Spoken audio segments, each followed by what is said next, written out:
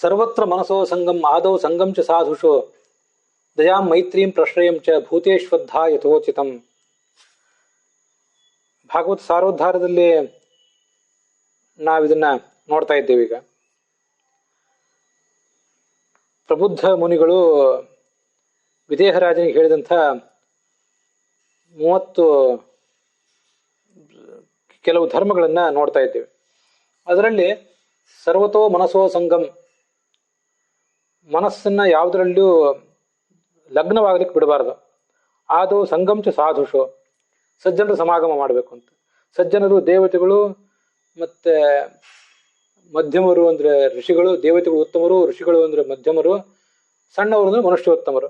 ಅವರು ಕೂಡ 3 ರೀತಿಯಾಗಿ ಇದ್ದಾರೆ ಅನ್ನೋದನ್ನೆಲ್ಲ ನಾವೀಗ ನೋಡಿದ್ದೇವೆ. ಮನುಷ್ಯೋತ್ತಮರಲ್ಲಿ ಅಧಮರು ಅಂದ್ರೆ ಏಕಗುಣೋಪಾಸಕರು ಅನ್ನೋದನ್ನ ನಾವು ನೋಡಿ ಆಯ್ತು.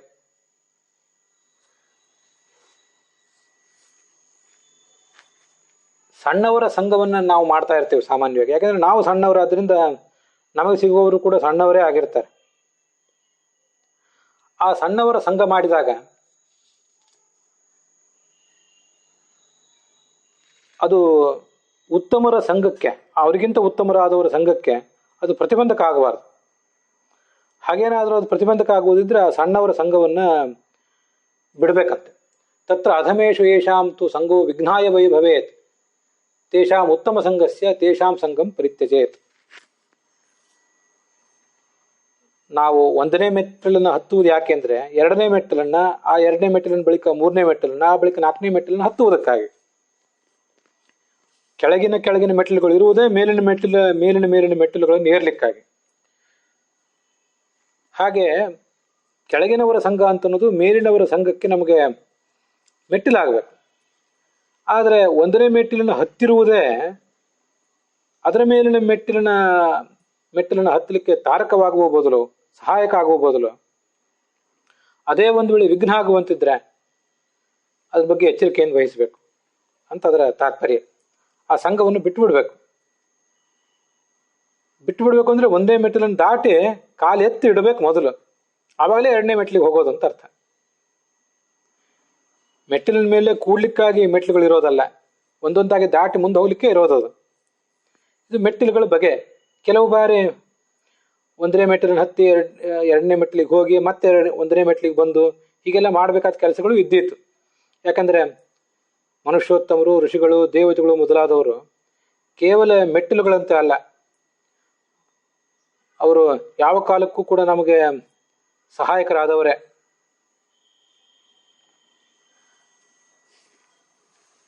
ಆದ್ರಿಂದ ಅಧಮರ ಸಂಘ ಅಂತ ಅನ್ನೋದು ಉತ್ತಮರ ಸಂಘಕ್ಕೆ ಪೂರಕವಾಗಿರ್ಬೇಕು. ಒಂದು ವೇಳೆ ಬಾಧಕ ಆಗಿದ್ರೆ ಅದನ್ನು ಬಿಡಬೇಕು ಅಂತ ವರ್ಣನೆ ಮಾಡ್ತಾರೆ.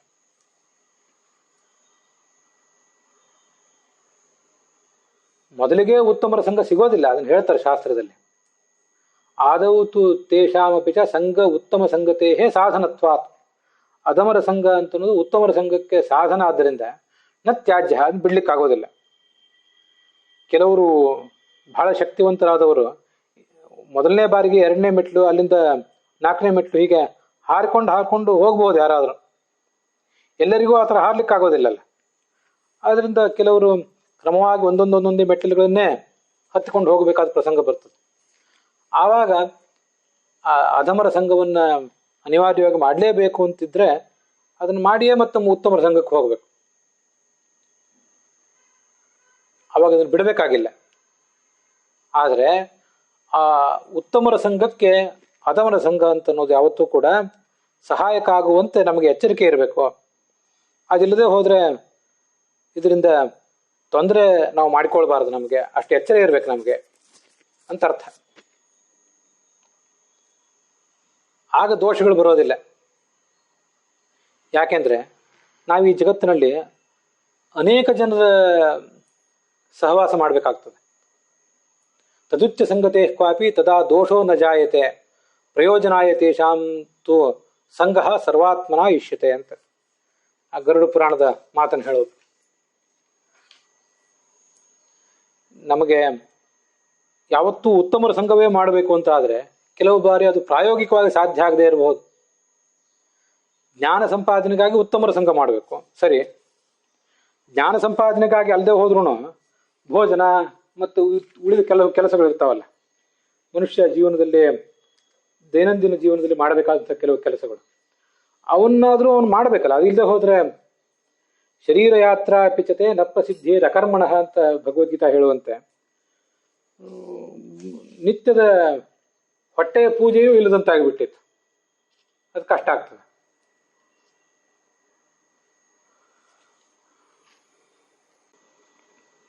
ಅದನ್ನು ಮುಂದೆ ಮತ್ತೆ ಭವಿಷ್ಯ ಪರ್ವದ ವಚನಗಳಿಂದ ಸ್ಪಷ್ಟಪಡಿಸ್ತಾರೆ ಆಚಾರ್ಯ. ಅದರಿಂದ ಯಾವತ್ತೂ ಉತ್ತಮರ ಸಂಘವೇ ಮಾಡ್ತೇನೆ ಅಂತ ಆಲೋಚನೆ ಮಾಡಿದರೆ ಶರೀರ ಯಾತ್ರೆ ನಡೆಯೋಕ್ಕಿಲ್ಲ. ಕೆಲವು ಬಾರಿ ಅಧಮರ ಸಂಘವು, ಸಣ್ಣವರ ಸಂಘವು ಕೂಡ ಬೇಕಾಗಿಯೇ ಆಗ್ತದೆ. ಅನಿವಾರ್ಯ ಆದಾಗ ಅದನ್ನು ಮಾಡಬೇಕಾಗ್ತದೆ. ಆದರೆ ಅದು ಉತ್ತಮರ ಸಂಘಕ್ಕೆಂದು ಬಾಧಕ ಆಗದೆ ಇರಲಿ. ಇಲ್ಲಿ ನಾವು ಗಮನಿಸಬೇಕಾದ ಒಂದು ಸಂಗತಿ ಇದೆ, ನಮ್ಮನ್ನು ತುಂಬ ಎಚ್ಚರಿಸುವಂಥ ಸಂಗತಿ ಅದು. ಇಲ್ಲಿ ಉತ್ತಮರ ಸಂಘ ಅಧಮರ ಸಂಘ ಅಂತ ಬಂತಲ್ಲ, ಉತ್ತಮರು ಮಧ್ಯಮರು ಅಧಮರು ಇವರೆಲ್ಲರೂ ಕೂಡ ಮುಕ್ತಿಯೋಗ್ಯರೇ. ಕೆಲವರು ಅಧಮರು ಅಂದರೆ ಏಕಗುಣೋಪಾಸಕರು, ಮಧ್ಯಮರು ಅಂದರೆ 2-3 ಗುಣವನ್ನು ಉಪಾಸನೆ ಮಾಡುವವರು, ಉತ್ತಮರು ಅಂದರೆ ಅನೇಕ ಗುಣಗಳನ್ನು ಉಪಾಸನೆ ಮಾಡುವವರು, 4 ಗುಣಗಳನ್ನು ಉಪಾಸನೆ ಮಾಡುವವರು. ಇವರೆಲ್ಲ ಉತ್ತಮರೇ.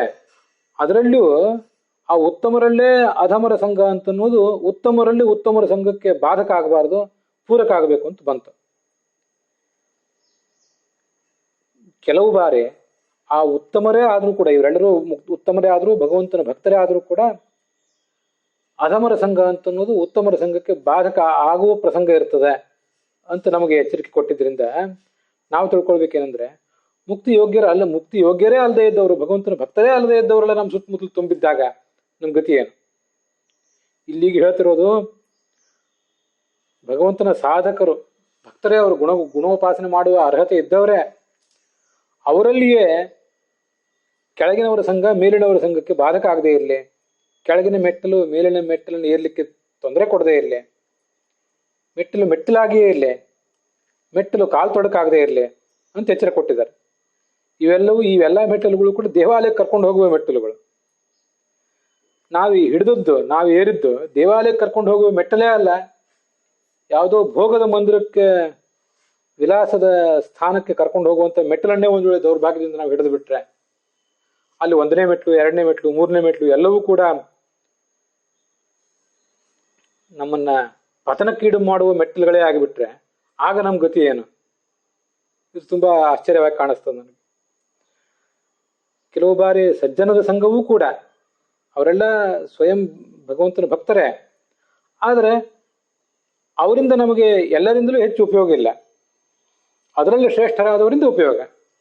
ಸ್ವಯಂ ಭಗವಂತನ ಭಕ್ತರಿರ್ಬೋದು, ಆದರೆ ನಮಗೇನು ಅವರಿಂದ ಜ್ಞಾನ ಸಂಪಾದನೆಗೆ, ಶ್ರವಣಕ್ಕೆ, ಮನನಕ್ಕೆ, ಧ್ಯಾನಕ್ಕೆ ಉಪಯೋಗ ಇಲ್ಲದೆ ಹೋದರೆ ಅವರು ಸ್ವಯಂ ಭಗವಂತನ ಭಕ್ತರಾದ್ರಿಂದ ನಮಗೆ ಆಗಿದ್ದೇನು?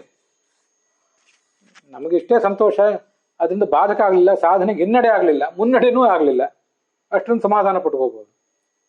ಆದರೆ ಎಲ್ಲಿ ಸಾಧನೆಗೆ ಹಿನ್ನಡೆನೇ ಆಗಿಬಿಡ್ತದೋ ದುಷ್ಟರ ಸಂಘದಿಂದ, ಆಗ ನಮ್ಮ ಗತಿ ಏನು? ಸಜ್ಜನದ ಸಂಘವೇ ನಮಗೆ ಹೀಗೆ ತುಂಬಾ ಎಚ್ಚರಿಕೆಯಿಂದ, ತುಂಬಾ ಆಲೋಚನೆಯಿಂದ ಮಾಡಿ ನಿರ್ವಹಿಸಬೇಕಾದಂತಹ ಸಂಗತಿ ಅಂತಾದಾಗ ಅಧಮರ ಸಂಘದ ಗತಿ ಏನು? ದುಷ್ಟರು, ಇಲ್ಲ ನಾನು ಮುಕ್ತಿಯೋಗ್ಯರ ಬಗ್ಗೆನೂ ಹೇಳ್ತಿಲ್ಲ, ಬೇರೆ ಒಂದು ಆಲೋಚನೆ ಅದು.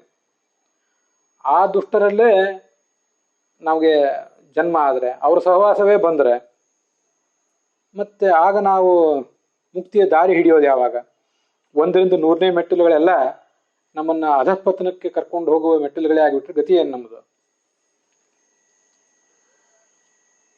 ಈ ಮೇಲಕ್ಕೆ ಏರುವುದು ಕೆಳಕ್ಕೆ ಇಳಿಯುವುದು ಅಂತ ಪ್ರಶ್ನೆ ಬಂದಾಗ ಕೆಲವು ಬಾರಿ ನನಗನ್ನಿಸ್ತು, ಮೇಲೆ ಮತ್ತೆ ಕೆಳಗೆ ಅಂತ ಅನ್ನೋದೊಂದು ಸಾಪೇಕ್ಷವಾದ ಸಂಗತಿ. ನಾವು ಹೀಗೆ ನಿಂತಿದ್ದೇವೆ, ತಲೆ ಎತ್ತಿ ನೋಡಿದ್ರೆ ಅದನ್ನ ಮೇಲೆ ಅಂತೆ, ಮತ್ತೆ ಕೆಳಗೆ ಬಗ್ಗೆ ನೋಡಿದ್ರೆ ಅದನ್ನ ಕೆಳಗೆ ಅಂತೆ. ಒಂದು ಹೊಂಡದಲ್ಲಿ, ಒಂದು ಬಾವಿಯಲ್ಲಿ ನಾವು ನಿಂತಿದ್ರೆ ಮೇಲೆತ್ತಿ ನೋಡಿದ್ರೆ ಅದು ಮೇಲೆ, ಕೆಳಗೆ ನೋಡಿದ್ರೆ ಅದು ಕೆಳಗೆ. ಈಗ ನಮ್ಮ ದೃಷ್ಟಿಯೇ ಒಂದು ವೇಳೆ ದೋಷಪೂರ್ಣ ಆಗಿದ್ರೆ, ನಾವು ಮೇಲೆ ಏರಿದವರು ಆರೂಢರು ನಾವು ಶ್ರೇಷ್ಠ ಸ್ಥಾನಕ್ಕೆ ಏರಿದ್ದೇವೆ ಅಂತ ಕೆಲವು ಬಾರಿ ನಮ್ಮನ್ನು ನಾವು ತಿಳ್ಕೊಂಡಿದ್ರೆ ಅದರ ಪರಿಸ್ಥಿತಿ ಹೇಗಾಗ್ತದೆ ಅಂದರೆ, ಕೆಳಗೆ ಬಿದ್ದವರು ಕೂಡ ನಾವು ಮೇಲೇರಿದ್ದೇವೆ, ಮೇಲೇರಿ ಆ ಒಂದು ಸ್ಥಾನದಲ್ಲಿ ಸ್ಥಿರವಾಗಿದ್ದೇವೆ ಅಂತ ಭ್ರಮಿಸಿರುವ ಸಾಧ್ಯತೆ ಇರ್ತದೆ. ಯಾಕೆಂದ್ರೆ ಮೇಲೆ ಕೆಳಗೆ ಅಂತನ್ನುವುದು ನಾವು ಎಲ್ಲಿ ನಿಂತು ನೋಡ್ತಿದ್ದೀವಿ ಅನ್ನೋದನ್ನು ಅವಲಂಬಿಸಿದೆ. ಕೆಳಗೆ ಬಿದ್ದಿದ್ದಾರೆ, ಆದರೆ ಅವರ ದೃಷ್ಟಿಕೋನವೇ ಸರಿ ಇಲ್ಲ, ಅವರ ಪೊಸಿಷನ್, ಅವರ ಸ್ಥಾನವೇ ಸರಿ ಇಲ್ಲ ಅಂತಾದಾಗ ತಾವು ಬಿದ್ದಿರುವ ಆಳ ಅವರಿಗೆ ಎತ್ತರವಾಗಿ ಕಾಣಿಸುವ ಸಾಧ್ಯತೆ ಇದೆ. ಎತ್ತರ ಯಾವುದು, ಆಳ ಯಾವುದು ಅನ್ನೋದನ್ನು ನಮಗೆ ಭಗವಂತನೇ ನೆನಪಿಸ್ಬೇಕಷ್ಟೆ. ಇಲ್ಲದೆ ಹೋದ್ರೆ ತಾವು ಯಾವ ಆಳಕ್ಕೆ ಬಿದ್ದಿದ್ದಾರೆ, ಯಾವ ಹೊಂಡಕ್ಕೆ ಬಿದ್ದಿದ್ದಾರೆ, ಆ ಬಿದ್ದ ಆಳವನ್ನ ಎತ್ತರ ಅಂತ ಭ್ರಮಿಸಿ ತಾವು ಅಂಥ ಭ್ರಮೆಯನ್ನು ಇನ್ನೊಬ್ಬರಿಗೂ ಹರಡಿ ಎಲ್ಲರನ್ನೂ ಅವರು ಅಧಃಪತನಕ್ಕೆ ಈಡು ಮಾಡುವ ಸಾಧ್ಯತೆ ಇದೆ. ಅಂಧೇನ ಇವ ನಿಯಮಾನ ಯಥಾಂಧಾಹ ಅಂತ ಹೇಳುವುದು ಅದನ್ನೇ ಉಪನಿಷತ್ತು. ಕುರುಡರು ಕುರುಡರನ್ನು ನಡೆಸಿದಂತೆ ಅಂತ. ಒಬ್ಬ ಕುರುಡನಿಗೆ ಕಾಶಿ ಯಾತ್ರೆ ಮಾಡಬೇಕು ಅಂತ ಅನಿಸಿತು. ಇತ್ತೀಚೆಗೆ ಯಾರಿಗೊಬ್ಬರಿಗೆ ಒಂದು ಉದಾಹರಣೆ ಹೇಳಿದ್ದೆ, ನಾನೇ ಆಲೋಚನೆ ಮಾಡ್ಕೊಂಡದ್ದು ಉದಾಹರಣೆ ಅದು. ಕಾಶಿ ಯಾತ್ರೆ ಮಾಡಬೇಕು ಅಂತ ಅನಿಸಿತು. ಅವನು ಯಾರೋ ಒಬ್ಬ ಗೈಡನ ಹತ್ರ ಹೋದ, ನನ್ನ ಕಾಶಿ ಯಾತ್ರೆ ಮಾಡಿಸಿ ಅಂತ. ಇವನು ಕುರುಡ, ಈ ಹೋಗ್ಬೇಕು ಅಂತ ಆಲೋಚನೆ ಮಾಡಿದವನು ಕುರುಡನೆ, ಆ ಗೈಡು ಕುರುಡನೆ. ಸಮಸ್ಯೆ ಏನಂದ್ರೆ, ಕಾಶಿ ಯಾತ್ರೆಗೆ ಹೋಗ್ಬೇಕು ಅಂತ ಹೊರಟವನಿಗೆ ತಾನು ಕುರುಡ ಅನ್ನೋದು ಗೊತ್ತು, ತಾನು ಹೋದ ಗೈಡ್ ಏನಿದ್ದಾನೆ ಅವನು ಕುರುಡ ಅನ್ನೋದು ಗೊತ್ತಿಲ್ಲ. ಅವನು ಕರ್ಕೊಂಡು ಹೋಗ್ತೇನೆ ಬಾ ಅಂತ ಇವನ ಹತ್ರ ಒಂದಿಷ್ಟು ಹಣ ವಸೂಲಿ ಮಾಡಿ ಕರ್ಕೊಂಡು ಹೋದ. 3-4 ದಿವಸ ಯಾತ್ರೆ ಮಾಡಿಸಿ, ಯಾವುದೋ ಒಂದು ನದಿಯಲ್ಲಿ ಸ್ನಾನ ಮಾಡಿಸಿ, ಎದುರುಗಡೆ ಯಾವುದೋ ಒಂದು ಕಲ್ಲು ಕಟ್ಟಡವನ್ನು ತೋರಿಸಿ, ನೋಡು ಇದೇ ನದಿಯೇ ಗಂಗಾ ನದಿ, ಈ ಮಂದಿರವೇ ವಿಶ್ವನಾಥನ ಮಂದಿರ ಅಂತ ಹೇಳಿದರೆ ಅವನಿಗೇನು ಗೊತ್ತಾಗ್ತದೆ? ಇವನೇ ಕುರುಡ. ಕಾಶಿ ಯಾತ್ರೆಗೆ ಹೋಗ್ಲಿಕ್ಕೆ ಮನಸ್ಸು ಮಾಡಿದ ವ್ಯಕ್ತಿ ಏನಿದ್ದಾನೆ ಅವನೇ ಕುರುಡ. ತಾನು ಹಿಡಿದ ವ್ಯಕ್ತಿ, ತಾನು ಹಿಡಿದ ಗೈಡ್ ಅವನು ಕುರುಡ ಅಂತ ಇವನಿಗೆ ಗೊತ್ತೇ ಆಗೋದಿಲ್ಲ. ಅವನೇನು ತೋರಿಸಿದ್ದಾನೋ ಅದನ್ನೇ ಗಂಗಾ ನದಿ ಅಂತ ತಿಳ್ಕೋಬೇಕು, ಅಲ್ಲೇ ಸ್ನಾನ ಮಾಡಬೇಕು. ಅವನೇನು ಕೈಯಿಂದ ಮುಟ್ಟಿ ತೋರಿಸಿದ್ದಾನೆ ಅದನ್ನೇ ವಿಶ್ವನಾಥನ ಮಂದಿರ ಅಂತ ತಿಳ್ಕೋಬೇಕು. ಬಿದ್ದ ಆಳವನ್ನೇ ಎತ್ತರ ಅಂತ ತಿಳ್ಕೊಂಡು ಭ್ರಮಿಸಿದವರ ಕಥೆ ಇದು. ಆದ್ರಿಂದ ಸಜ್ಜನರ ಸಂಘವೇ ಎಲ್ಲ ಸಂದರ್ಭದಲ್ಲಿ ನಮಗೆ ತಾರಕ ಆಗ್ತದೆ, ಸಹಾಯಕ ಆಗ್ತದೆ ಅಂತ ಇಲ್ಲದೆ ಇರುವಾಗ, ಖಾತ್ರಿ ಇಲ್ಲದೆ ಇರುವಾಗ, ನಿಶ್ಚಿತ ಇಲ್ಲದೆ ಇರುವಾಗ ದುರ್ಜನರ ಸಂಘದ ಗತಿ ಏನು, ನಮ್ಮ ಸ್ಥಿತಿ ಎಲ್ಲಿದೆ ಈಗ ಅಂತ ನಾವು ಆಲೋಚನೆ ಮಾಡಬೇಕು. ಅದಕ್ಕಾಗಿ ಭಗವಂತನನ್ನು ಮೇಲಿದ ಮೇಲೆ ಪ್ರಾರ್ಥನೆ ಮಾಡ್ತಾ ಇರಬೇಕು. ಅಥಾನಘಾಂಗ್ರ್ಯೋಸ್ತವ ಕೀರ್ತಿ ತೀರ್ಥಯೋ ಅಂತ ಶ್ಲೋಕ ಹೇಳುವುದು ಅದನ್ನೇ.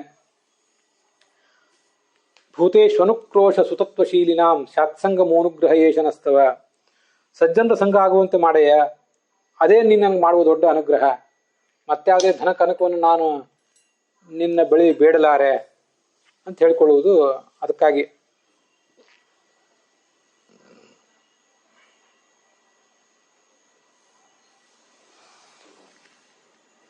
ಹೀಗೆ ಸಜ್ಜನರು ಅವರೆಲ್ಲ ಭಗವಂತನ ಭಕ್ತರೇ.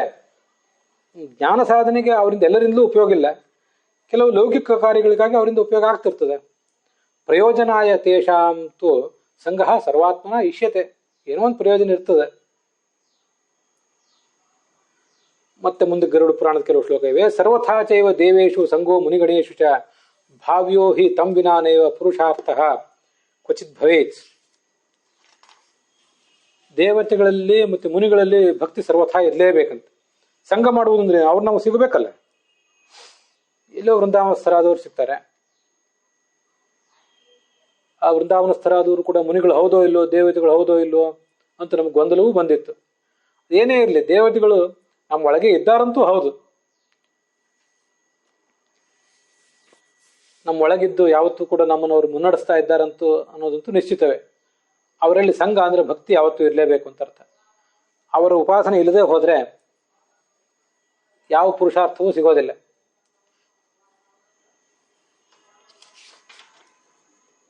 ವಿಶೇಷತಃ ಸ್ವೋತ್ತಮೇಶು ವಿನಾಸಂಗಂ ನ ಮುಚ್ಯತೆ. ಸ್ವನೀಚೇಷು ತು ದೇವೇಶು ವಿನಾ ಸಂಗಂ ನ ಪೂಜ್ಯತೆ ತಸ್ಮಾತ್ ಸತ್ಸು ಉತ್ತಮೇಶು ಸಂಘಃ ಕಾರ್ಯೋ ವಿಶೇಷತಃ ಅನಾದ್ಯನಂತ ಕಾಲೇಶು ನ ಚ ಹಾಪ್ಯಃ ಕದಾ ಕಥಂಚನ ಸತಾಂ ಉತ್ತಮೇಶೇಷೆ ಕಿಮು ವಿಷ್ಣು ಪರಾತ್ಪರೆ.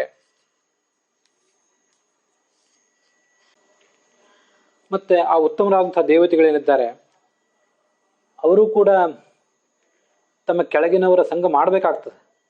ಮಾಡಿ ಅವರಿಂದ ಜ್ಞಾನ ಸಾಧನೆ ಮಾಡಿಸ್ಬೇಕಾಗ್ತದೆ. ಅವರು ಜ್ಞಾನ ಸಾಧನೆ ಮಾಡಿಸದೆ ಹೋದರೆ ಅದು ಅವರಿಗೆ ಕರ್ತವ್ಯಚ್ಯುತಿ ಆಗ್ತದೆ. ಅವರ ಸಾಧನೆ ಪೂರ್ಣ ಆಗೋದಿಲ್ಲ. ಅವರಿಗೆ ಮುಕ್ತಿ ವಿಳಂಬಕ್ಕೆ ಕಾರಣ ಆಗಬಹುದು. ಆದ್ರಿಂದ ಅವರವರು ತಮ್ಮ ತಮ್ಮ ಜವಾಬ್ದಾರಿಯನ್ನ ನಿರ್ವಹಿಸಿಕೊಂಡೇ ಮುಕ್ತಿಯನ್ನ ತಲುಪಬೇಕಾಗ್ತದೆ. ಹೀಗೆ ನಮಗಿಂತ ಉತ್ತಮರಾದ ಎಲ್ಲಾ ಸಜ್ಜನರ ಸಂಘವೂ ಕೂಡ ಬೇಕೇ ಬೇಕು ಅಂತಾದ ಮೇಲೆ ಎಲ್ಲರಿಗೂ ಅತ್ಯಂತ ಉತ್ತಮನಾದ ಮೂಲಭೂತ ಗುರುವಾದಂತಹ ಭಗವಂತನ ಉಪಾಸನೆ ಬೇಕೇ ಬೇಕು ಅಂತ ಅನ್ನೋದ್ರ ಬಗ್ಗೆ ನಾವೇನು ಹೆಚ್ಚು ಹೇಳಬೇಕಾಗಿದೆ. ಮತ್ತು ಮುಂದೆ ಭವಿಷ್ಯತ್ ಪರ್ವದ ಮಾತುಗಳನ್ನು ಆಚಾರ ಉದ್ಧರಿಸ್ತಾರೆ ಅಲ್ಲಿ ಭಾಗವತ ತಾತ್ಪರ್ಯದಲ್ಲಿ. ಬಹ್ವಪೇಕ್ಷೋ ಹಿ ಜಿಜ್ಞಾಸು ಅಥೋ ದೇಹಾದಿ ವೃತ್ತಯೇ ಕಿಂಚಿತ್ ಸತ್ಸ್ವಪಿ ಸಂಗೀ ಸ್ಯಾತ್ ಅಶಕ್ಯ ಸತಿ ವರ್ತನೆ. ಇದರ ವಿಷಯ ನಾವೀಗ ನೋಡಿದ್ದೇವೆ. ಅಲ್ಲಿ ಜ್ಞಾನವನ್ನು ಬಯಸುವಂತಹ ಸಾಧಕ ಏನಿದ್ದಾನೆ ಅವನಿಗೆ ಶರೀರದ ಪೋಷಣೆ ಮತ್ತು ಆರ್ಥಿಕ ಅವಶ್ಯಕತೆಗಳು ಇತ್ಯಾದಿಗಳಿಗಾಗಿ ಯಾರ್ಯಾರ್ದೋ ಸಂಘದ ಅವಲಂಬನೆ ಇದ್ದೇ ಇರ್ತದೆ. ಪತ್ನಿ, ಮಕ್ಕಳು, ಬಂಧುಗಳು, ಇವರೆಲ್ಲರ ಪತ್ನಿ ಅಥವಾ ಪತಿ, ಹೀಗೆ ಇವರೆಲ್ಲರ ಸಂಘದ ಅವಶ್ಯಕತೆ ಅವನಿಗೆ ಇದ್ದೇ ಇರಬೇಕಾಗ್ತದೆ, ತಪ್ಪಿಸ್ಲಿಕ್ಕೆ ಬರೋದಿಲ್ಲ. ಮತ್ತು ಅವರ ಸಹಾಯ ಇಲ್ಲದೇನೆ ಇವನು ಜೀವನ ನಡೆಸೋದು ಹೇಗೆ? ಹೀಗೆ ಅನಿವಾರ್ಯ ಆದಾಗ ಅವರ ಸಂಘ ಮಾಡಬೇಕು. ಒಂದು ವೇಳೆ ಅವರ ಸಹವಾಸ ಇಲ್ಲದೇನೂ ನಮಗೆ ಜೀವನಕ್ಕೆ ಸಾಧ್ಯ ಆಗೋದಾದ್ರೆ ಆಗ ನಾವು ಅವರ ಸಂಘವನ್ನು ಕೂಡ ಬಿಟ್ಟು ಬಿಡಬೇಕು. ಮನುಷ್ಯರ ಸಂಘ ಅದು ದೀರ್ಘಕಾಲ ನಮಗೆ ಯೋಗ್ಯ ಅಲ್ಲ. ಅದು ಶರೀರಾದಿ ಪೋಷಣೆಗಳಿಗೆ, ದೈಹಿಕ ಅವಶ್ಯಕತೆಗಳಿಗೆ, ಭಾವನಾತ್ಮಕ ಅವಶ್ಯಕತೆಗಳಿಗೆ, ಭಾವನಾತ್ಮಕ ಭದ್ರತೆ ಇತ್ಯಾದಿಗಳಿಗಾಗಿ ಅದು ಬೇಕಾಗ್ತದೆ. ಅದು ಸಿಕ್ಕ ಮೇಲೆ ಮನುಷ್ಯ ಮೇಲಿನ ಮೆಟ್ಲಿಕ್ಕೆ ಹೋಗ್ಲಿಕ್ಕೆ ಪ್ರಯತ್ನ ಪಡಬೇಕು. ಆದರೆ ಇದು ಈ ನಿಯಮ ದೇವ ಋಷಿಗಳಿಗೆ ಸಂಬಂಧಪಟ್ಟದ್ದಲ್ಲ. ಮನುಷ್ಯರ ಸಹವಾಸ ಆದರೆ ಒಂದು ಹಂತದಲ್ಲಿ ಅದನ್ನು ಬಿಡಬಹುದು. ಆದರೆ ದೇವತೆಗಳ ಋಷಿಗಳ ಸಹವಾಸವನ್ನು ಮಾತ್ರ ಯಾವ ಕಾಲಕ್ಕೂ ನಾವು ಬಿಡಬಾರ್ದು. ಅವರಿಂದ ಜ್ಞಾನ ಪಡೆದು ನಮ್ಮ ಕೆಲಸ ಆದ್ಮೇಲೂ ಮತ್ತೆ ಭಕ್ತಿ ಮಾಡ್ತಾನೇ ಇರಬೇಕು. ಇಲ್ಲದೆ ಹೋದ್ರೆ ಮುಕ್ತಿ ಆಗೋದಿಲ್ಲ. ಹೀಗೆ ಗುರುಗಳಲ್ಲಿ, ದೇವತೆಗಳಲ್ಲಿ, ಋಷಿಗಳಲ್ಲಿ ಅನಾದಿ ಕಾಲದ ಭಕ್ತಿ ಇರ್ಬೇಕು ನಮಗೆ. ಅನಂತೈವ ಶಕ್ತಿ ಗುರು ಸುರಾದೀಶೋ ಅನ್ಯತ್ರ ಕೃತ್ಯಾಪೇಕ್ಷ. ಬೇರೆ ಸಜ್ಜನರು ಏನಿದ್ದಾರೆ, ಅನ್ಯತ್ರ ಅಂದ್ರೆ ಬೇರೆ ಸಜ್ಜನರು, ಅವರಿಂದ ಕೇವಲ ಲೌಕಿಕ ಅಗತ್ಯಗಳು ಮಾತ್ರ ನಮಗೆ ಈಡೇರೋದು. ಅಷ್ಟಕ್ಕೆ ಸಂಬಂಧಪಟ್ಟಂತೆ ಮಾತ್ರ ಅವರ ಸಹವಾಸ ಇರಬೇಕು. ಅದಕ್ಕಿಂತ ಹೆಚ್ಚಿನ ಸಹವಾಸ ಅವ್ರದ್ದು ಬೇಡ. ದುರ್ಜನರ ಸಹವಾಸ ಮಾತ್ರ ಬೇಡೇ ಬೇಡ ಅನ್ನೋದನ್ನ ತೋರಿಸ್ತದೆ. ಇದು ಸಂಘ ವಿನಿರ್ಣಯ. ಸಂಘ ಹೇಗೆ ಮಾಡಬೇಕು ಅಂತ ಅನ್ನೋದನ್ನ ನಮಗೆ ತೋರಿಸ್ಕೊಡುವಂಥ ಒಂದು ಶಾಸ್ತ್ರ ಅದು ಅಂತ ಹೇಳ್ತಾರೆ. ಸರ್ವತ್ರ ಮನಸೋ ಸಂಗಮ್ ಅಂತಂದ್ರೆ ಈ ರೀತಿಯಾಗಿ ಅರ್ಥ. ಅದಕ್ಕೆ ಆದೋ ಸಂಗಮ್ ಚ ಸಾಧುಷು, ದಯಾ ಗೊತ್ತಿದೆ, ಮೈತ್ರಿ ಅಂದ್ರೂ ಗೊತ್ತಿದೆ, ಪ್ರಶ್ರಯ ಅಂದ್ರೆ ವಿನಯ. ಯಾವ್ಯಾವ ಜೀವಕ್ಕೆ ಎಷ್ಟೆಷ್ಟು ಹೇಗೆ ಉಚಿತವೋ ಅಷ್ಟಷ್ಟು ಅಲ್ಲಿ ಮಾಡಬೇಕು, ಅದಕ್ಕಿಂತ ಹೆಚ್ಚಿಂದನ್ನ ಮಾಡಬೇಕಾಗಿಲ್ಲ ಅಂತ ಅದರ ಅರ್ಥ.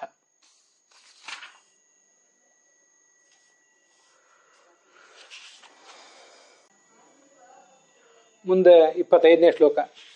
ಶೌಚಂ ಅಂತ ಮೊದಲು ಅಲ್ಲಿ ಕಂಡು ಬರ್ತದೆ. ಶೌಚ ಅಂದ್ರೆ ಬಾಹ್ಯ ಸ್ನಾನ ಅಂತ ಹಿಂದೆ ನಾರದರ ಮಾತಿನಲ್ಲಿ ಬಂದಿತ್ತು. ಅದನ್ನು ತಿಳ್ಕೋಬೇಕು. ನೀರಿನಿಂದ ಮಾಡುವ ಸ್ನಾನ. ತಪಸ್ಸು ಅಂದ್ರೆ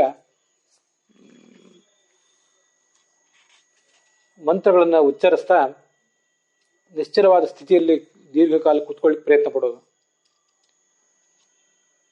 ಗಾಯತ್ರಿ ಮೊದಲಾದ ಮಂತ್ರಗಳನ್ನು ನಾವೇನ್ ಮಾಡ್ತೀವಿ ಅದು ಕೂಡ ಒಂದು ರೀತಿಯಾದ ತಪಸ್ಸೆ. ತಿತಿಕ್ಷಾ ಅಂದ್ರೆ ಸಹನ, ದ್ವಂದ್ವಗಳನ್ನ, ಸುಖ ದುಃಖಗಳನ್ನು ಸಹಿಸುವುದು. ಮೌನ ಅಂದ್ರೆ ವ್ಯರ್ಥವಾದ ಮಾತುಗಳನ್ನು ಆಡದೇ ಇರೋದು, ಅದು ಮೌನ. ಸ್ವಾಧ್ಯಾಯಂ ಆರ್ಜವಂ ಅಂತ ಬಂದಿದೆ. ಸ್ವಾಧ್ಯಾಯ ಕಳೆದ ದಿವಸ ಅದು ನೋಡಿದ್ದೀವಿ. ಆರ್ಜವ ಅಂದರೆ ಮನೋವಾಕ್ಕಾಯ ಕರ್ಮಣಾಂ ಅವೈಪರೀತ್ಯಂ, ಮನಸ್ಸು, ಮಾತು ಮತ್ತು ನಮ್ಮ ಶರೀರ ಅಂದರೆ ಚಟುವಟಿಕೆ, ಕಾಯ ದೈಹಿಕವಾದ ಚಿಂತನೆ, ಮನಸ್ಸಿನ ಆಲೋಚನೆ ಮತ್ತು ಮಾತಿನಿಂದ ಅದನ್ನು ವ್ಯಕ್ತ ಮಾಡುವುದು ಮತ್ತು ಕ್ರಿಯೆಯಿಂದ ಅದನ್ನು ಮಾಡುವುದು, ಇವೆಲ್ಲವೂ ಒಂದೇ ರೀತಿಯಾಗಿರಬೇಕು. ಸ್ವಾಧ್ಯಾಯ, ಆರ್ಜವ, ಬ್ರಹ್ಮಚರ್ಯ, ಅಹಿಂಸಾ, ಸಮತ್ವಂ, ದ್ವಂದ್ವ ಸಂಜ್ಞೆಯೋ.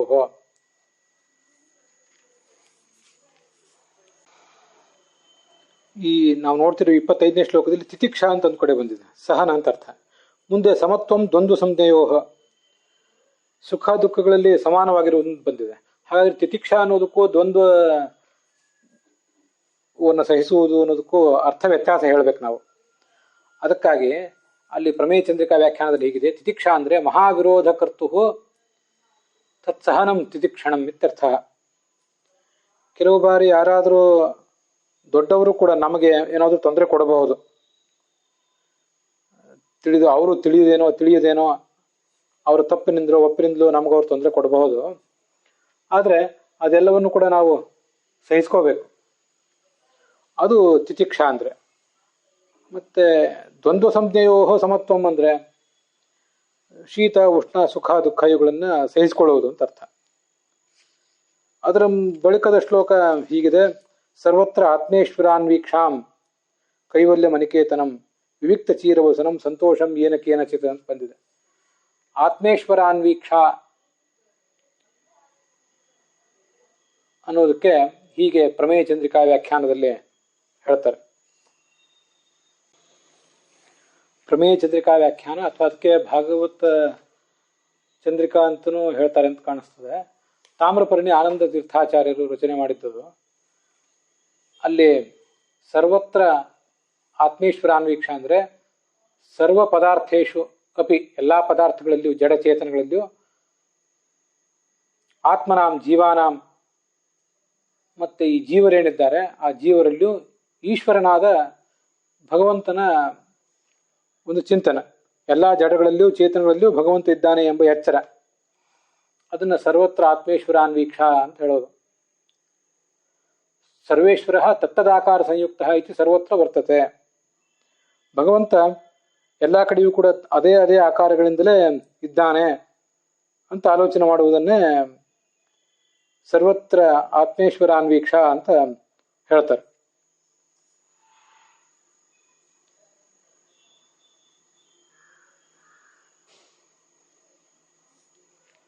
ಇದಕ್ಕೆ ನಾನು ಆವತ್ತು ಒಂದು ಅರ್ಥ ಹೇಳಿದ್ದೆ. ಜಗತ್ತಿನಲ್ಲಿ ಯಾವುದೇ ಜಡ ಮತ್ತು ಯಾವುದೇ ಚೇತನ ಅವುಗಳಿಗೆ ಸಂಬಂಧಪಟ್ಟಂತೆ ಯಾವುದೇ ಕ್ರಿಯೆ ನಡೆದರೂ ಕೂಡ ಅಲ್ಲೆಲ್ಲ ಹಿಂದೆ ಭಗವಂತನ ಲೀಲೆ ಇದೆ ಅಂತಲೇ ತಿಳ್ಕೊಳ್ಳೋದು. ಸರ್ವತ್ರ ಅಂದರೆ ಸರ್ವ ದೇಶಗಳು, ಸರ್ವ ಕಾಲಗಳು, ಮತ್ತು ಜಡಗಳು, ಚೇತನಗಳು, ಇಷ್ಟನ್ನು ಬಿಟ್ಟು ಇನ್ನೇನಿದೆ? ಇಲ್ಲಿ ಎಲ್ಲ ಕಡೆಯೂ ಕೂಡ ಈಶ್ವರನ ಒಂದು ಲೀಲಾ ಇದೆ. ಪ್ರಾಯಣೇವತ್ತದ್ ಭಗವತಃ ಈಶ್ವರಸ್ಯ ವಿಚೇಷ್ಟಿತಂ ಮಿಥೋ ನಿಘ್ನಂತಿ ಭೂತಾನಿ ಭಾವಯಂತಿ ಚ ಯನ್ಮಿಥ ಅಂತ ಭಾಗವತ ಶ್ಲೋಕದಲ್ಲೇ ಹಿಂದೊಂದು ಕಡೆ ಬಂದಿರೋದು. ಮಿಥೋ ನಿಘ್ನಂತಿ ಭೂತಾನಿ, ಕೆಲವು ಬಾರಿ ಈ ಜೀವರು ಯಾವುದ್ಯಾವುದೋ ಕಾರಣಕ್ಕಾಗಿ ಪರಸ್ಪರ ತೊಂದರೆ ಕೊಟ್ಕೋತಾರೆ. ನಿಘ್ನಂತಿ ಅಂದರೆ ಕೊಲ್ತಾರೆ ಅಂತಲೇ ಅರ್ಥ ಅಲ್ಲ, ಇಲ್ಟ್ರೀಟ್, ಮನಸ್ಸಿಗೆ ಘಾಸಿ ಆಗುವಂತೆ ಮಾತಾಡ್ತಾರೆ, ದೇಹಕ್ಕೆ ಘಾಸಿ ಆಗುವಂತೆ ಮಾತಾಡ್ತಾರೆ, ಏನೇನೋ ಮಾಡ್ತಾನೆ ಇರ್ತಾರೆ ಅವರು. ಇನ್ನು ಕೆಲವು ಕಡೆ ಅವರೇ ಭಾವಯಂತೆ, ಒಬ್ಬರನ್ನೊಬ್ಬರು ತುಂಬಾ ಸರಿಯಾಗಿ ಟ್ರೀಟ್ ಮಾಡ್ತಾರೆ, ಒಬ್ಬರನ್ನೊಬ್ಬರು ಸತ್ಕರಿಸ್ತಾರೆ, ಒಳ್ಳೇದಾಗಿ ನಡ್ಕೋತಾರೆ, ಕೆಲವು ಬಾರಿ ಕೆಟ್ಟದಾಗಿ ನಡ್ಕೋತಾರೆ. ಇದೆಲ್ಲ ಏನಿದು? ಪ್ರಾಯೇಣಿತು ಭಗವತಃ ಈಶ್ವರಸ್ಯ ವಿಚೇಷ್ಟಿತಂ. ಎಲ್ಲ ಜಡ ಚೇತನ ಎಲ್ಲ ಕಡೆನೂ ಕೂಡ ನಡೆಯುವುದು, ಏನೇ ಕ್ರಿಯೆ ನಡೆದ್ರು ಅದು ಬುದ್ಧಿಪೂರ್ವಕವಾದ ಕ್ರಿಯೆ ಇರಲಿ, ಬುದ್ಧಿಪೂರ್ವಕ ಅಲ್ಲದೇ ಇರುವಂತಹ ಕ್ರಿಯೆ ಇರಲಿ, ಏನೆಲ್ಲ ನಡೆದ್ರು ಅದೆಲ್ಲ ಭಗವಂತನ ಚೇಷ್ಟ ಅಂತ ತಿಳ್ಕೊಳ್ಳೋದಕ್ಕೆ ಸರ್ವತ್ರ ಆತ್ಮೇಶ್ವರಾನ್ವೀಕ್ಷಾ ಅಂತ ನಾನು ಅರ್ಥ ಮಾಡ್ಕೊಂಡಿದ್ದೆ. ಅದಾದ ಬಳಿಕ ಕೈವಲ್ಯ ಅಂತ ಶಬ್ದ ಬಂದಿದೆ. ಕೈವಲ್ಯ ಅಂದರೆ ಏಕಾಂತಿಗಳು ಅಂತ ಅರ್ಥ. ಏಕಾಂತ ಭಕ್ತರು, ಭಗವಂತನನ್ನು ಬಿಟ್ಟು ಬೇರೆ ಏನನ್ನೂ ಬಯಸದೇ ಇರುವವರು, ಅವರನ್ನ ಕೇವಲಿಗಳು ಅಂತ ಕರೀತಾರೆ. ಕೈವಲ್ಯ ಅಂದ್ರೆ ಅದೇ. ಕೋಶಗಳಲ್ಲಿ ಕೇವಲಿ ಅಂತ ಒಂದು ಶಬ್ದವೂ ಕೇಳಿ ಬರ್ತಿರ್ತದೆ. ಪೂರ್ಣ ಜ್ಞಾನವನ್ನು ಪಡೆದಂತಹ ಸಾಧಕನನ್ನ ಕೇವಲಿ ಅಂತ ಹೀಗೆ ಹೇಳ್ತಿರ್ತಾರೆ.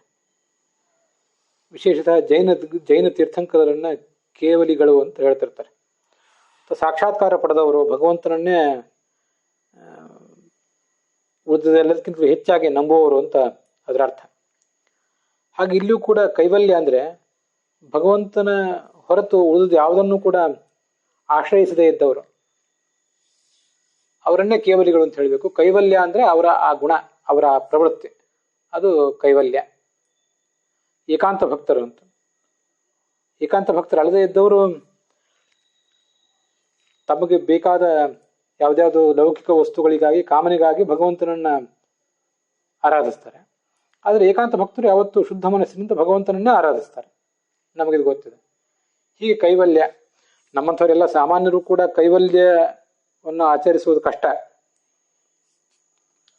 ಏಕಾಂತ ಭಕ್ತರದೊಂದು ದೊಡ್ಡದೊಂದು ಕ್ಯಾಟಗರಿನೇ ಇದೆ.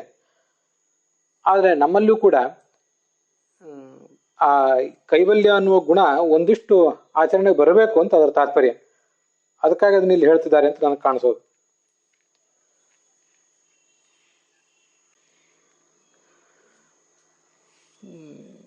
ಶಾಸ್ತ್ರದಲ್ಲಿ ಬರುವಂತೆ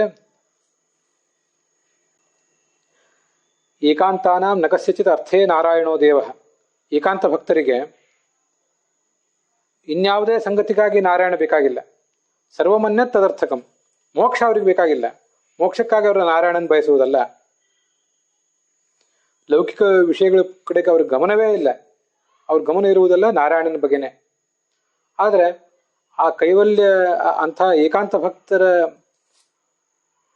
ಗ್ರೇಡಿನಿಂದ ಕೆಳಗೆ ಬಂದಂತೆ ನಾರಾಯಣನ ಮೇಲಿನ ಅವಲಂಬನೆ, ಭಗವಂತನ ಮೇಲಿನ ಅವಲಂಬನೆ ಕಡಿಮೆಯಾಗಿ ತಮ್ಮ ಸುಖ, ಲೌಕಿಕ ಪದಾರ್ಥಗಳ ಕಡೆಗೆ ಗಮನ ಹೆಚ್ಚಾಗ್ತದೆ. ಮೇಲ್ಮೇಲೆ ಹೋದಂತೆ ಭಗವಂತನ ಮೇಲಿನ ಅವಲಂಬನೆ ಹೆಚ್ಚಾಗ್ತದೆ. ನಾವು ಕೆಳಗೆ ಇದ್ರೂ ಕೂಡ, ಏಕಾಂತ ಭಕ್ತರು ನಾವು ಪೂರ್ಣವಾಗಿ ಅಲ್ಲದೆ ಹೋದ್ರೂ ಕೂಡ, ಲೌಕಿಕ ಪದಾರ್ಥ ನಮಗೆ ಲೌಕಿಕ ಸುಖ ಈ ಜಗತ್ತಿನಲ್ಲಿದ್ದಾಗ ಬೇಕು. ನಾಳೆ ಮುಕ್ತಿಗೆ ಹೋದಾಗಲೂ ಕೂಡ ನಮ್ಗೆ ಸುಖವೇ ಬೇಕು. ಸುಖಕ್ಕಾಗಿ ಭಗವಂತನ ಆರಾಧನೆ ಅಷ್ಟೇ. ನಮಗೆ ಮುಕ್ತಿಯಲ್ಲಿ ನಮಗೆ ಬೇಕಾದ ಸುಖ ಸಿಗುವುದರಿಂದ ನಾವು ನಾರಾಯಣನ ಭಜಿಸ್ತೇವೆ ಅಷ್ಟೇ. ಇದು ನಮ್ಮ ಸ್ಥಿತಿ. ಅಷ್ಟಾದರೂ ಕೂಡ ಭಗವಂತನ ಬಗ್ಗೆ ವಿಶೇಷವಾದ ಒಲವಿರಬೇಕು ಆ ಸುಖದ ಕಡೆಗಿಂತ. ಪೂರ್ಣ ದೃಷ್ಟಿಯಿಂದ ಏಕಾಂತ ಭಕ್ತರಾಗದೆ ಹೋದರೂ ಕೂಡ ಒಂದು ಸ್ವಲ್ಪ ಮಟ್ಟಿಗಾದರೂ ಭಗವಂತನ ಮೇಲಿನ ಅವಲಂಬನೆ, ಆ ಏಕಾಂತ ಭಕ್ತರ ಆದರ್ಶ ನಮ್ಮ ಕಣ್ಮುಂದಿರಬೇಕು. ಅದಕ್ಕಾಗಿ ಅದನ್ನು ನಮಗೂ ಹೇಳಿದ್ದಾರೆ. ಯಾಕಂದ್ರೆ ಇಲ್ಲಿರುವ ಧರ್ಮಗಳನ್ನ ಎಲ್ಲರೂ ಆಚರಿಸುವುದೇ ಅನ್ನೋ ದೃಷ್ಟಿಯಿಂದ ಹೇಳಿದ್ದಾರೆ. ಅದರಿಂದಲೇ ಅದು ಕೈವಲ್ಯ. ಅನಿಕೇತ ಅಂದ್ರೆ ಭಗವದ್ ವ್ಯತಿರೇಕೇಣ ಆಶ್ರಯಣ ಅಭಾವಂ. ಭಗವಂತನನ್ನು ಬಿಟ್ಟು ಬೇರೆ ಯಾವುದನ್ನು ಬಯಸದೇ ಇರುವುದೇ ಇದು ಅನಿಕೇತ. ಅವನೊಬ್ಬನೇ ನಮಗೆ ಆಶ್ರಯದಾತ, ಅವನನ್ನು ಬಿಟ್ಟು ಬೇರೆ ಯಾರು ಆಶ್ರಯದಾತರು ಬೇಕಾಗಿಲ್ಲ ಅಂತ ಭಾವಿಸುವುದು.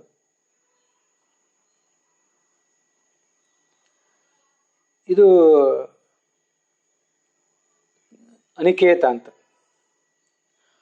ಅಥವಾ ಮತ್ತೊಂದು ಅರ್ಥ ಹೇಳ್ತಾರೆ, ಸ್ವಸ್ಯ ಗ್ರಹಾದ್ಯ ಭಾವಂವ. ಮನೆ, ಮಠ ಇತ್ಯಾದಿಗಳನ್ನ ಕಟ್ಟಿಕೊಂಡು ಅದಕ್ಕೆ ಅಂಟಿಕೊಂಡು ಕೂತ್ಕೊಳ್ಳುವುದಲ್ಲ, ಅದನ್ನೆಲ್ಲ ಪರಿತ್ಯಜಿಸಿ ಅಧ್ಯಾತ್ಮದಲ್ಲೇ ಮುಂದುವರಿಯೋದು. ಭಗವಂತನನ್ನು ಬಿಟ್ಟು ಬೇರೆ ಯಾವುದನ್ನು ಆಶ್ರಯಿಸದೇ ಇರುವುದೇ ಅನಿಕೇತ ಅಂತ ಮತ್ತೊಂದು ಅರ್ಥ. ವಿವಿಕ್ತ ಅಂದ್ರೆ ಏಕಾಂತದಲ್ಲಿರುವುದು. ಚೀರವಸನಂ, ಯಾವಾಗಲೂ ಕೃಷ್ಣಾಜಿನ ಮೊದಲಾದಂತಹ ಸರಳವಾದ ಉಡುಗೆಗಳನ್ನೇ ಉಡುವುದು ಅಂತ. ವೈಭವೋಪೇತವಾದ ವಸ್ತ್ರ ಧರಿಸು ಇತ್ಯಾದಿಗಳನ್ನು ಅವಲಂಬಿಸದೆ ಸರಳವಾದ ಜೀವನ, ಅದಕ್ಕೆ ಚೀರವಸನಂ ಅಂತ ಹೇಳೋದು. ವಿವಿಕ್ತ ಚೀರವಸನಂ ಅಂದ್ರೆ, ವಿವಿಕ್ತ ಅಂದ್ರೆ ಏಕಾಂತ ಸೇವಾ, ಏಕಾಂತವನ್ನು ಬಯಸುವುದು. ಚೀರವಸನ ಅಂದ್ರೆ ಸರಳವಾದ ಬಟ್ಟೆ ಬರೆ. ಸಂತೋಷಂ ಏನಕ್ಕೇನಚಿತ್, ಏನು ಸಿಕ್ಕಿದೆಯೋ ಅದರಿಂದಲೇ ಸಂತೋಷ ಪಡೋದು. ಇದು 25ನೇ ಶ್ಲೋಕದ ವಿವರಣ. 26ನೇ ಶ್ಲೋಕದ ವಿವರಣವನ್ನ ಮುಂದಿನ ಭಾಗದಲ್ಲಿ ನೋಡೋಣ. 26ನೇ ಶ್ಲೋಕದ ವಿವರಣ ಈಗ ಸಮಾಪ್ತ ಆಗಿದೆ. 27ನೇದ್ದು ನಾವು ಇನ್ನು ಮುಂದೆ ನೋಡಬೇಕಾದದ್ದು. ಅದನ್ನ ಮುಂದಿನ ಭಾಗದಲ್ಲಿ ನೋಡೋಣ.